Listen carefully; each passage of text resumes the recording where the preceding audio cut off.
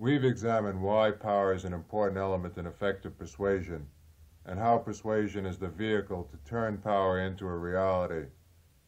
Because of its importance, skillful negotiators, as part of their pre-negotiation preparations, take considerable effort to evaluate the power balance between themselves and their adversaries. In the following interview, Mr. Hank Calero, president of CM Associates, specialist in negotiations, suggests several guidelines we can use to get a realistic evaluation of our own power and the power of our opponent.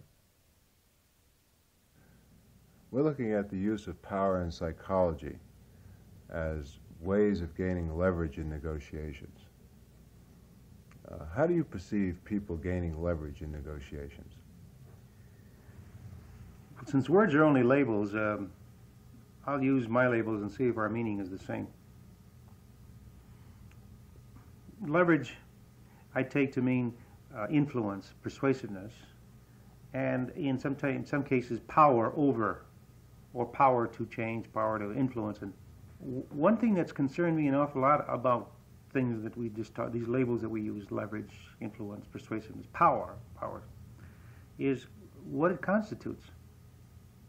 Because I'm a firm believer that the only power that you will ever have the rest of your life, and the only power that I will ever have the rest of your life, my life, over anybody, is the power that person perceives me to have.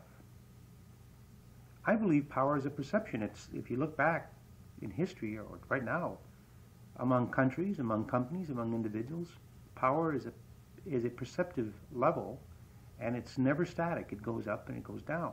So when two people sit down to negotiate a particular situation, they come with preconceived perceptual ideas as to what power level the other party is at. And they never really know where their power level is, because they're not in the other person's head. All they can best to do is assume. And that's what takes place, of course, is people underestimate person's power, or overestimates their power. But rightly so, because power has a way of self-adjusting, like liquid into a vessel. What are some examples of power, or the sources of power? Well, they can be many. Power sometimes is money. He who has the gold makes the rules, someone once said. Power might be because you have time on your side, so that you can forbear, you can wait, you can cause the other person delays. Power sometimes is just in the hierarchy, or the authority, the authority, final guy to say so. Power oftentimes is the ability to have alternatives and options. You're in control because no matter what will happen, you have something else to switch to, and it's kind of nice to know that. That's right. Power is the ability to have the knowledge, the awareness, the data, where the other person doesn't. But the point is that even if you have all those things that I just mentioned, I allow you to have them. I acknowledge that you have them. Because if I sit down and negotiate with you and you have them and I don't think you have them, you don't have them. You then give me a crash course in power, which causes me to say, why did I underestimate this guy? But supposing, let me reverse that. Supposing I think you've got all those things we just mentioned that would constitute power, but you don't. Now what do? You're underestimating here. Well, you go along for the ride. You certainly don't correct me. You don't correct me. You enjoy the ride. Now that's the nature of power. Did I tell you that the seminar attendee that gave me the great illustration of that his daughter was running for high school president of a student body, and she went in to address the student body. She was the last speaker to speak. She only had a couple of minutes, where all the others had 5. And she realized that she was going to have to exercise some power to influence that group to vote for her. And she only had 2 minutes to do it. So she stood up and she said to the student body, would you all stand up, please? And they all stood up, and then she said, would you all sit down, please? And they all sat down. And then she said, now that I demonstrated my leadership qualities, let me tell you something else about me. There's a young girl that at a young age that understands, gets a grasp of power. That power that she exuded there was perception. To end the story, the gentleman said that she won the election. And that's the way it's always been, and that's the way it'll continue being. You find people often underestimating or overestimating their own power? I think it tends to be better to overestimate people and come down than underestimate them. It is better. It is better to make a switch. Oh, sure. Yes. How about yourself? How about the individuals themselves? Do they have a tendency to underestimate their own power or overestimate it? I think, as a general rule, probably people in life tend to underestimate their power. But that's understandable, because if you were to take 10 people and have them evaluate themselves, and then have 10 individuals that work with them or they work for to evaluate them, I think you know from a general management study that's found that people have a tendency of underestimating their self-worth. How do you estimate your opponent's power before you get into a negotiations? Well, first you start out with the basic perception that you have of them. You have to ask yourself, what power do I perceive he has, rather than what power does he have? There's a difference. Definitely. What power do I perceive this person as having? And go through a complete laundry list of all those things that you perceive that he has, or she has, or whatever. Then after you've gone through that exercise, then say, now, how have these powers demonstrated themselves in the past? You know, get some factual data, information. How do I know that that person has it? I mean, that's the way I perceive it. And go through that. And then the third area is, what basic assumptions have I made? What basic assumptions have I made about this person's power? And then go through that. And check those out. Yeah. Now, what you've done is you've done a better job of homework in 3 categories rather than 1. Going back to the number 1 thing that we talked about negotiating, the profile of negotiator, the more aware you will be of conditions. As I continued my interview with Hank, I asked him how negotiators can deal with manipulation and intimidation. Hank describes methods we can use to negotiate these stressful conditions, rather than confronting or escalating the conflict. Hank, you've had a lot of experience training negotiators. One area that I think most people would be interested in is how effective negotiators, deal with anger and intimidation. What steps do they take to deal with it effectively? How do they handle the stress that's involved in negotiations? What we talk about is negotiating stress situations rather than confronting stress situations. So again, we get back to the options that one has. In most situations, we can either negotiate or confront. So first, I'd like to talk about some of the things that cause the stress, and then deal next on some ways of handling it. Some of the things that take place in negotiations that cause people this stress situation are either-or positions, very strongly worded either-or positions, particularly the outset, and gives one the feeling that there's no way out. Now, sometimes the stress condition comes about as a result of an ultimatum. And then sometimes it comes across as a way of a threat. Sometimes it can come along as a way of an intimidation. And then sometimes it's sarcasm that's directed at the other party, which causes a certain amount of loss of self-respect. Sometimes the stress situation is caused because one party exercises a certain amount of dominance over the other. Especially true in superior-subordinate relationships that many individuals should be aware of. And then sometimes as a result of arrogance. And sometimes the stress is created as a result of anxiety. Anxiety not only from without, but from within. And sometimes the stress is caused as a result of some doubt or suspicion that the person has, whether I can do it, whether I'm up to the task, whether I'm over-involved, can I handle this guy? Or what do you mean by that? Or what's his next move? And then, of course, this is a part of the apprehensiveness. And then last is the stress. And unfortunately, too often this is the case. The stress that's brought about because the negotiator is unprepared. Why is a person's self-esteem critical to maintaining his integrity under stress? Every human being that I know of in this world has a little ego pump. That little ego pump is located somewhere in the body, I don't know anatomically where, but it's not important where it's located. And whenever you puncture it, it goes through a self-healing or a self-repairing, like the puncture proof of the commercials show you, that repairs from within, not from without.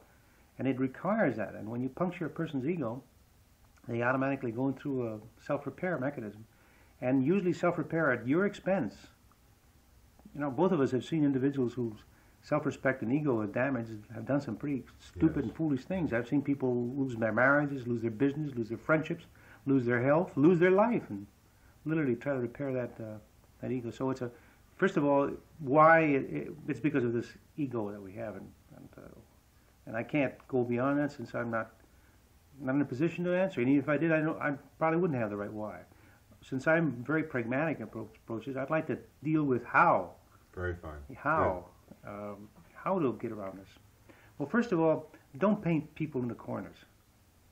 Don't paint people in the corners. Be nice to them, be nice to yourself. Because you paint people in the corners, it's somewhat like Edna St. Vincent Millay, long time ago wrote, you know, that even the lowliest of creatures, a rat, will fight when cornered. And the same thing is true with human beings. So you put them and you paint them in a corner.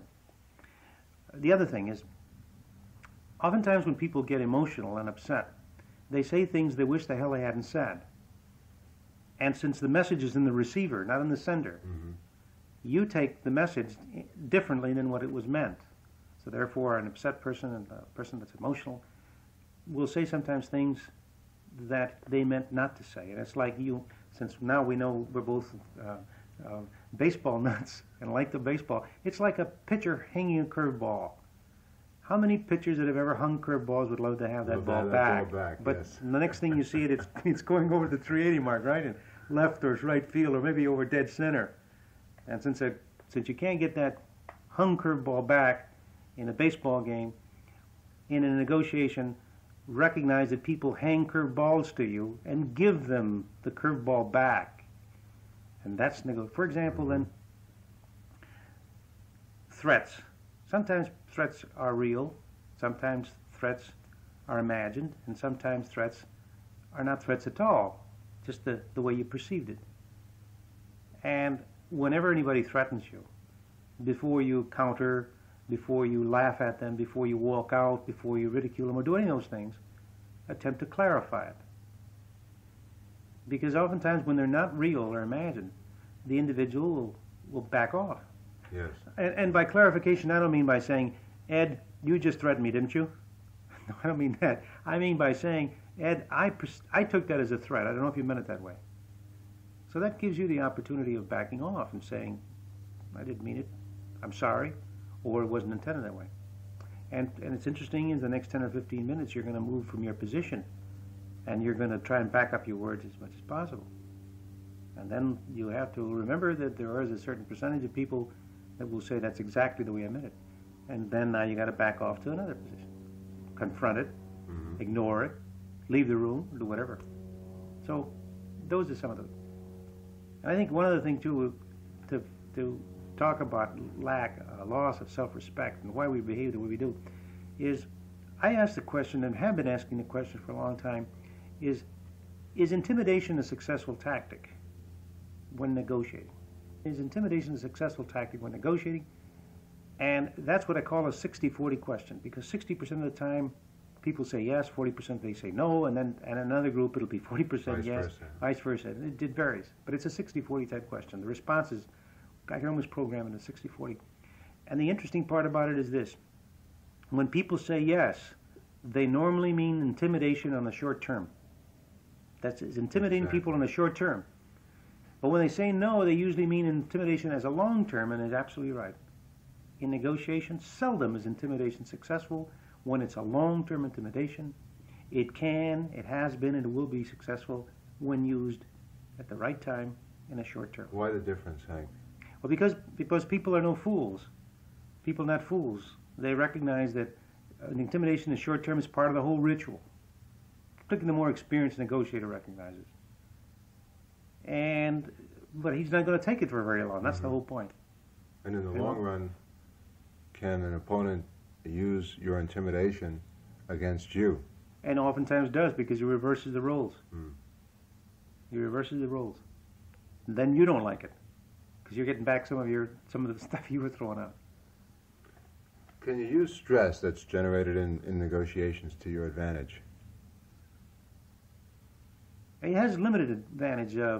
People that are in a position of stress oftentimes aren't cooperative and supportive. of your position. So we'll start out with that. There are some cases where stress works well, particularly where you want to get the other person committed. And we talked earlier about the difference between involvement and commitment. Yes. There are a lot of people in this world that are great involvers. They like to get involved. But you and I as negotiators, our role is to become involved in a negotiation with other people leading up to commitments. The commitments are the settlements, the agreements that we're going to live up to. So sometimes it might work if you have an individual that loves to be involved but not committed, to put him into a stress situation where he has to, as the expression goes, put up or shut up. Before we started taping, I think you related to me an example about where you had an opponent at a negotiations who wasn't ready to make a commitment. And how did you deal with that to move that person from involvement to a commitment? Well, first of all, I think the story that I was mentioning to the example was that the individual was acting as an agent of limited authority. He didn't want to say yes, he didn't want to say no. He loved to deal in the maybes, so he was involved in the process.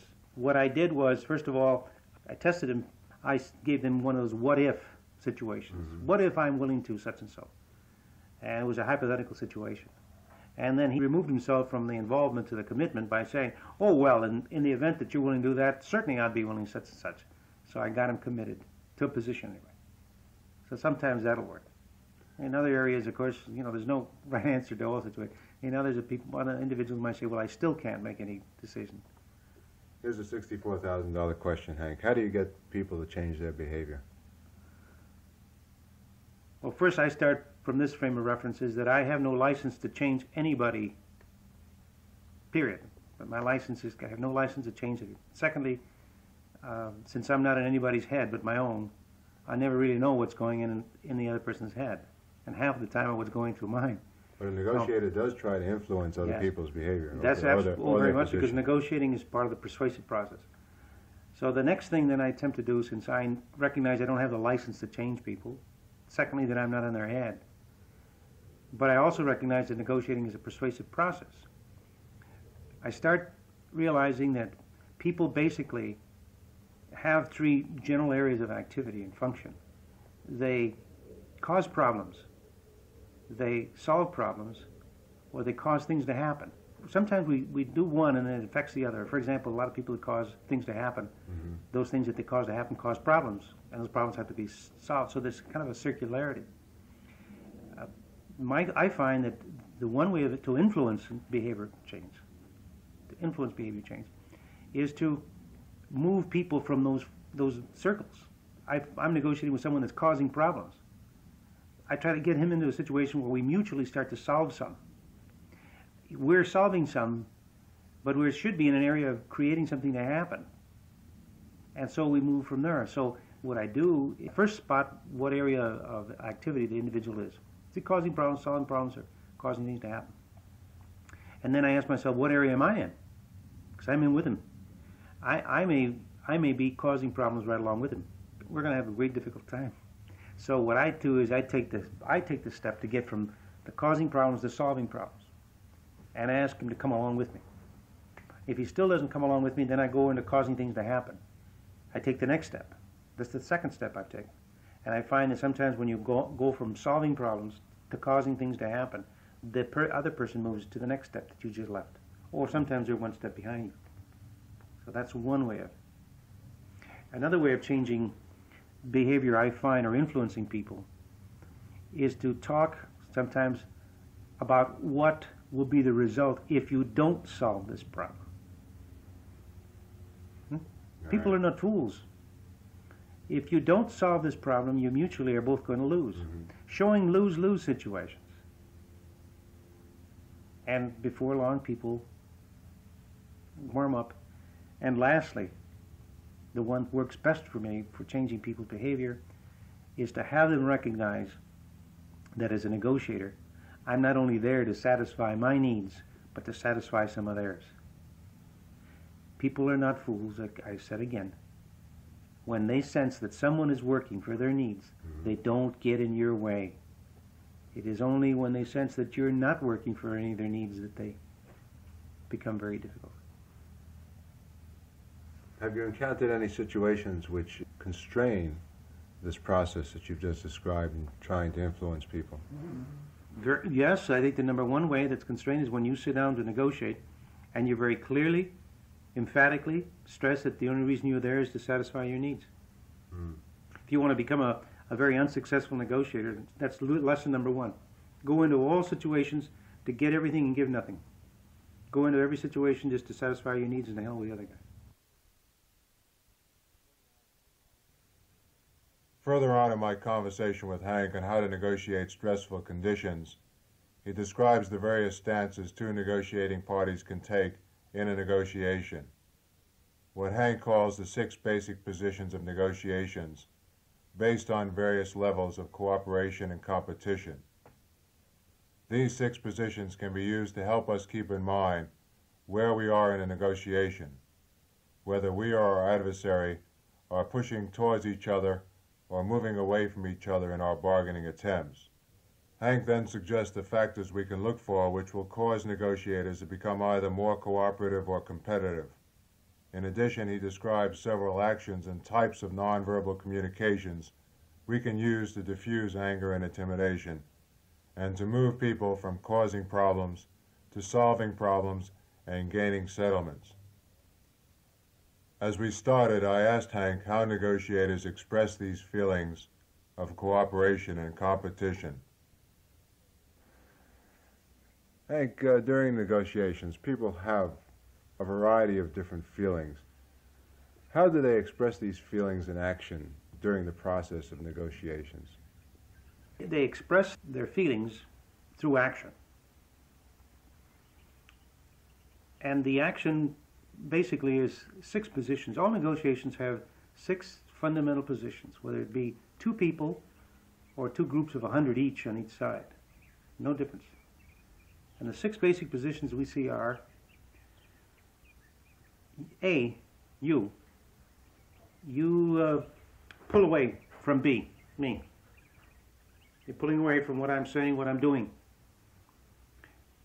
Second position, you push towards. You get towards me, towards my position, or what I'm saying. In a minute we'll cover some of the factors why people do this. Position 3 is the opposer does the same thing. He pulls away, or the opposer pushes towards. So that's 4 positions. 5th position is you both pull away from each other, and 6th is you both push towards each other. So those are the 6 basic positions that all negotiations have, regardless in one context. We're either going towards or away from each other, sometimes at the same time, sometimes not at the same time. Previously in the area of stress, I touched on some things which I'd like to return back to because they also are true here, and it might be worthwhile to reiterate. Some of the reasons why people pull away from you, or why you mutually pull away from each other, is because there have been either-or positions presented at the table, which neither of you liked. As a result, there have been some sort of ultimatums established. There have been a certain amount of threats, implied or expressed. The individuals felt intimidated or are intimidating each other, and they've been doing it too long, and you're getting to each other. There's a certain amount of sarcasm. A lot of people don't realize that humor and levity is fine, but it can lead into sarcasm, which becomes very deadly. So they passed over from a humor, levity into sarcasm, and they're starting to zing each other in the sensitive ego, particularly in the areas of ego and self-respect. Dominance is being exerted, and they're reacting. Since neither one wants to be dominated, can you top this? Like that movie, The Great Dictator, with Mussolini and Hitler, that was played by Charlie Chaplin and Jack Oakey. Many years ago, they sat in a barber chair, and they kept jacking the chair up to see who would get higher than the other. So that type of little schmiggy game is being played on. Arrogance is being displayed. There's a certain amount of anxiety is being created by both, and so you're pulling away because the anxiety grows, and it's causing you to separate. There's doubt and suspicion. The longer we interact, the more suspicious we become of the other's part, hidden motives, or the doubt might be of our own. And people pull away because they're very apprehensive. And then lastly, one more, the reason why oftentimes individuals in stress, and why stress manifests itself, is they're very totally unprepared. They haven't done their homework. They haven't really thought through their objectives, much less how they're going to achieve those objectives. Let's look at the pluses, which is really what most significant. What are the things that make people come together, and make them more comfortable or push towards each other? Well, some of the factors is interest. People are basically now interested in what you're saying. You're telling me something, at least I think you're telling me something, tell me more. So the interest, anyone that's sold understands that. That's getting the first hook. And then involvement, because interest can lead to involvement. I got you interested in something, now I'm going to take the next step and get you involved in. So involvement in the negotiating process tends to get people more leaning towards each other, or pushing towards each other. How do you get people involved? Well, by asking them questions, by giving something to read, by handing them a piece of chalk, going to the blackboard.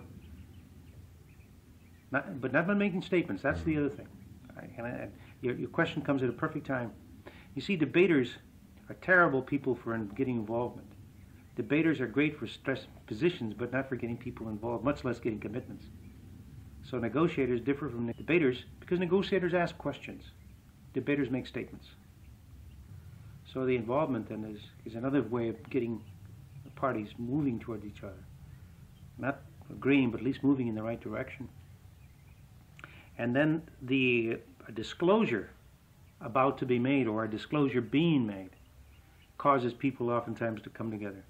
And notice how some negotiators have the real fine honing, almost the acting aspects, that when they're about ready to make a disclosure, their voice drops somewhat and they speak a little bit lower, and as they're about to make a disclosure, getting the individual's ear to cock sometimes, and to move forward, and so that they're not going to miss a single word.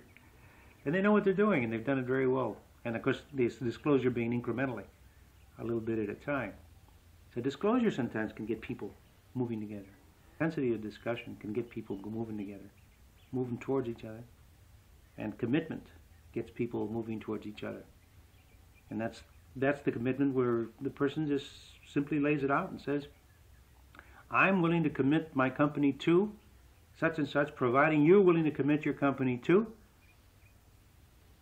And that's the commitment phase. And then the offer's about to be made. You ever notice how I've never in my life seen a negotiator make an offer with his upper torso moving away, pulling away. No. Offers usually are made when the person usually moves in his chair a little bit, kind of upper torso leans forward, and he says things like, well, in the interest of, or because we've known each other so long, well, there is one other alternative, Ed. I'd be willing, and you notice how oftentimes those offers are made when people are pushing towards each other. Very much so, sure. Not moving away. And then another factor is when they're about ready to recap or summarize. People tend to. You just did this a little while ago. Mm-hmm. You were sitting back when you were listening to me or talk about something, and then when you were ready to recap or something, you moved forward. And you did it right here, as you would do it in real life. And then sometimes people do that when they're going to take you in their confidential, their confidence, give you some of this confidential information. Well, just between you and I, this is off the record, but I want you, that's a bunch of meta talk too. No matter how many other people there are off the record. And then you say, between you and me, who many else. And lastly, my feeling is, whenever you sense that it's the time for you to prime this positive action, lean forward and don't say anything, as if you were expectant. And it can work very, very well for you if you know what you're doing. Just lean forward as if you're really expecting the other person to make a disclosure, to make an offer, to tell you something that, and watch how oftentimes it comes. It'll come automatically, sure. Dealing with manipulation and coercion. is one of the most powerful human experiences we face. How we deal with threats to our integrity and dignity can be either an exciting growth-producing experience, or it can result in damage to our self-esteem. This damage to our self-esteem results from not confronting the intimidator, but rather turning our anger inward toward ourselves and experiencing it as guilt, feelings of depression, incompetence, and helplessness. The principles and methods described by our speakers centered on developing and projecting our strength and our potence as a basis for countering intimidation and to prevent letting it create inner anger and affecting our judgment. These principles and skills are the basis for countering intimidation through confrontation, not in the negative sense of countering with abusiveness and telling people off, but by creating the conditions which allow the intimidator to reflect upon, examine, question, or change some aspect of his behavior. The comments from our speakers suggest several guidelines for helpful confrontation. First, make sure you clarify and diagnose the threat. Check your perceptions. Give the other person a chance to clarify his behavior and intentions. Second, diagnose the threat in your own mind. What is really frightening about the perceived threat? What do you stand to lose? A reaction of anger or counter-intimidation often occurs because we quickly assume that the situation is dangerous, so quickly that we frequently don't know why the stimulus is threatening. Diagnosing the threat frequently reveals that it's simply a difference in facts, means, or semantics, rather than fundamental differences in values and principles. Third, assess whether you have the power to handle the threat. A feeling of powerlessness keys us into anger, but as we heard earlier, we often have more power than we think, and quite often we perceive the power of the other person to be greater than it actually is. So the greater our awareness of what the power realities are, the more accurately we can assess the potential harm of a threat. Fourth, confront with a supportive and sensitive attitude toward the other person. Quite often people intimidate because of their own anxiety, insecurity, or feelings of frustration. By simply listening to and acknowledging that you see that the other person is angry is a way of showing respect and also acknowledges your willingness to examine your behavior and responsibility in igniting the other person's anger, intimidation, or manipulation. These guidelines center on making sure that the attempts at manipulation and coercion are not escalated into a win-lose battle in which both sides become more and more polarized. An example of a helpful confrontation is described by Dr. Ed Krauser, a clinical psychologist in Pasadena, California. I asked Ed how he would deal with somebody who is trying to intimidate and manipulate. If you feel that the situation warrants this, you could confront. You come out front and say, you know, I really don't feel comfortable with you. I really don't trust your motives yet. Mm-hmm. Bounce that off them and see what happens. You can be direct on that and see how the person handles that directness. When it's possible, bring it out into the open. Attempt to clarify it. Attempt when you bring it out into the open, it may open up possibilities for a new approach. Mm-hmm. Look, you know, if you want to get me to do something, ask me. I'll tell you if I want to, or I'll tell you if I don't. But don't try to maneuver me. No, it implies a lack of respect for me that I don't like here. Are there situations in which that would be inappropriate? Could you be bringing that out in an individual who might use that to your disadvantage? I don't really see how somebody is going to use it to your disadvantage. If you say to them, hey, I don't like what's happening here, but I can see situations in which a person would be easily threatened by that kind of directness. And you don't want to threaten them, and you don't want to bring them down on you. In a case like that, I'd be more subtle. I'd evade. I'd pull back. I have minimal contact with that person. Or just, sometimes just sidestep. Sidestep the maneuvering and sidestep the manipulation, and you just don't do what you don't feel like doing. When possible, I would confront. You can confront in such a way that you don't polarize.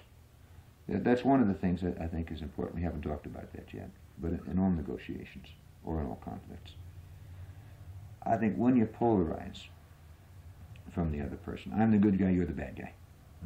I'm on the side of the angels, you're a devil. When you do that, there's nowhere you can go. There just aren't that many devils or that many angels, floating around. And to the extent that you can see the other person's point of view, and to the extent that you can see, where they've got a valid point with you, then you've got something to talk about, something to negotiate. When that other person realizes that you're attempting to know what their position is, they're a lot more likely to attempt to listen to what your position is, and then maybe you can get together. That can diffuse a lot of conflicts. I'll give you an example here. 2 years ago, I signed on for an air-sea cruise, and when I left to, get the plane to the ship, the airport was fogged in, and my wife and I waited around for 30 hours to get off the ground. By the time we got to the ship had left, and there were 100 of us, stranded at the dock. The shipping company and the airline came over, with apologies and an offer to send us back home free of charge and give us a cruise at some later time. Okay? They felt they were doing all they could at that point. But on the other hand, there were 100 of us who had cleared our schedules, who had taken a great financial loss in doing that, and who had high expectations for a trip. There were some older people on board there who would never likely have another opportunity to take a trip. And their solution was not acceptable to us, and negotiations were called for. At that point, I didn't storm in there, making a whole hell of a lot of demands, and putting them on the defensive so that we were polarized. I walked into the office of the airline, and there was, a vice president of the shipping line, sitting down with us also. And I said to them, now, look, this is our position. We came here for a cruise. I understand that you've done all that you can to make it possible. But the question is not, gentlemen, can we get you to your ship? The question was, how are you going to get us to our ship? Let's put our heads together, We're not painting you as the bad guys. We've got a problem-solving situation to deal with here. Let's solve it. We know you're not out to screw us, and we're not out to screw you.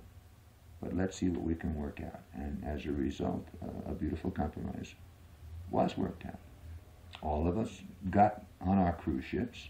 The airline and the shipping line ended up conceding a hell of a lot more than they expected to, simply in the interest of being fair. And I think they did it because they realized that we were attempting to be fair, and we were not polarized. So in a spirit of mutual cooperation, we were able to solve a problem. And I think that's the biggest thing in conflict resolution or in negotiating, is if you can come across in a spirit of, look, I know what I want. I really know what I want. I know what my position is. But I want to be reasonable. And I want to know what your position is, so that you understand mine and I understand yours. And then let's put our heads together.